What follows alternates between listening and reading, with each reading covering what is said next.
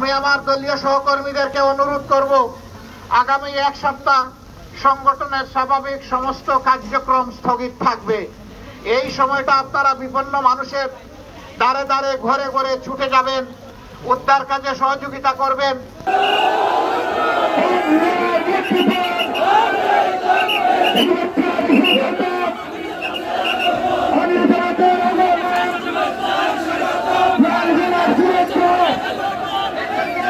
আমাদের ভাই বোনদের এই কষ্টের সময় আপনাদের একটা দরদি মন আর খোলা একটু হাত নিয়ে তাদের দিকে এগিয়ে আসুন।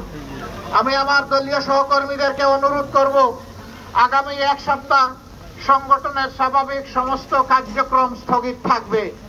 এই সময়টা আপনারা বিপন্ন মানুষের দ্বারে দ্বারে ঘরে ঘরে ছুটে যাবেন, উদ্ধার কাজে সহযোগিতা করবেন, সামান্য একটু খাবার তাদের মুখে তুলে দেওয়ার চেষ্টা করবেন, অসুখ বিসুখ হলে একটু ঔষধ তাদের কাছে পৌঁছায় দেবেন, পান করার মতো একটু পানীয় জল আপনারা হাতে নিয়ে তাদের ঘরে ঘরে ছুটে যাবেন।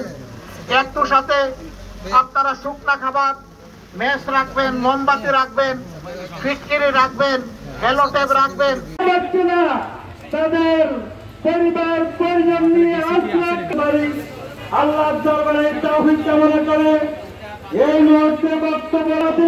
আমি আমাদের প্রিয় বাংলাদেশকে হাতে হাত মিলিয়ে জাতি ধর্ম বর্ণের ঊর্ধ্বে উঠে আমরা একটি সম্প্রীতির বাংলাদেশ গঠন করব ইনশাআল্লাহ। যেখানে আর দুর্বলের উপর জালিমের অত্যাচার চলতে দেওয়া হবে না, যেখানে আর দুর্নীতিবাজদেরকে সমাজের সাধারণ মানুষের সম্পদ লুণ্ঠন করতে দেওয়া হবে না, এখানে কোর্ট কাছারি আদালতকে দলীয় কার্যালয়ে পরিণত করতে দেওয়া হবে না।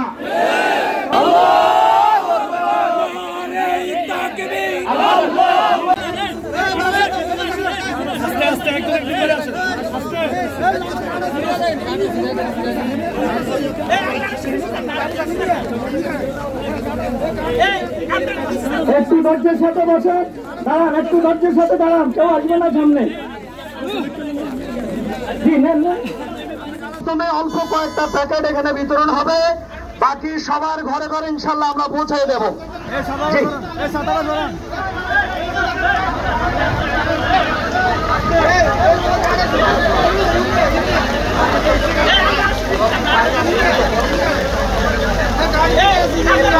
একটু ধৈর্যের সাথে বসেন। আমার একটা স্মার্ট সিদ্ধান্তে 25% গ্যাসের খরচ কমেছে। ভাবছেন কিভাবে?